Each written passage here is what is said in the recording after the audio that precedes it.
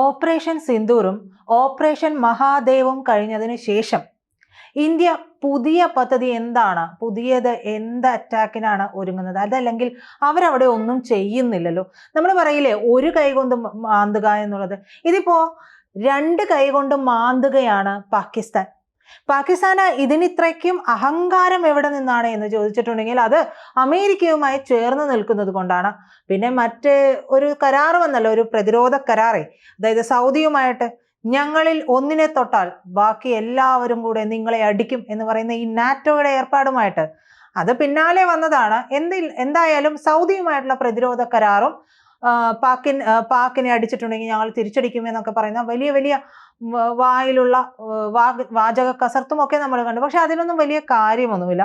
നമ്മൾ കഴിഞ്ഞിടക്ക് പറഞ്ഞിരുന്നു ഈ സൗദിയുമായിട്ടൊക്കെ നമുക്കും കച്ചവടമുണ്ട്. സൗദി നമ്മുടെയും സൗദിയുടെയും വലിയ വാണിജ്യ പാർട്ട്ണറാണ്. അപ്പോൾ നോക്കിയും കണ്ടും മാത്രമേ അവരും കളിക്കുകയുള്ളൂ. പിന്നെ ഇവർക്ക് പറയാനുള്ള ഒരു കാര്യം എന്ന് പറയുന്നത് ഈ തുർക്കി എന്ന് പറയുന്ന കുത്തിതിരിപ്പൻ രാജ്യമുണ്ട്.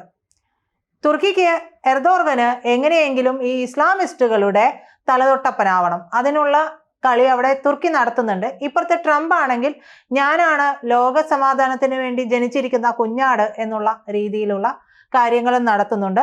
അതിൻ്റെ കൂടെ തന്നെ കുത്തിത്തിരിപ്പുണ്ടാക്കി ഓരോ രാജ്യങ്ങൾ തമ്മിൽ അടിയുണ്ടാക്കി ആ അടിയിൽ നിന്ന് ഊറ്റിയെടുക്കുന്ന, അതായത് ചോര വാർന്നൊഴുകുന്ന ഇടത്ത് നിന്ന് നക്കിയെടുക്കുന്ന എന്ന് വേണമെങ്കിൽ പറയാൻ കഴിയുന്ന അത്തരത്തിൽ ചോരക്കൊതിയിലൂടെ ചോര വീഴ്ത്തിക്കൊണ്ട് ഉണ്ടാക്കിയെടുക്കുന്ന ഓരോ നാണയത്തൊട്ടും അവനവന്റെ ഖജനാവിലേക്ക് ഇടുന്ന ട്രംപ്.